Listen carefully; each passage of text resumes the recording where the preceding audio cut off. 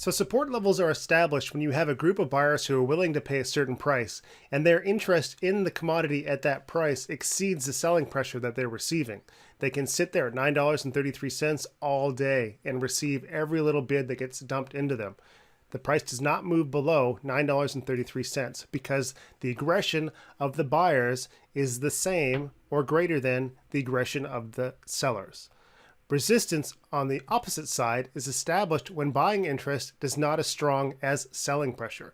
The buyers bring the price up. We hit $9.35. We have a lot of people who want to sell at that price. The buyers can't push the price higher because there's not enough momentum and not enough volume to buy up all of those shares at $9.35. Eventually they get tired and the price falls back down.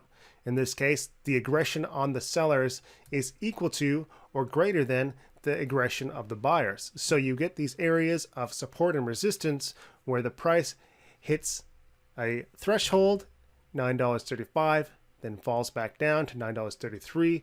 We run into another group, it goes back up to $9.35, and you bounce back and forth between these two sideways lines of support and resistance. This is how every sideways channel or trend line gets created. It's this battle between supply and demand, between bid and ask, and all of the fun tornado volatility that happens inside that action. It all comes down to two groups of people, two different price points, and who gives up first.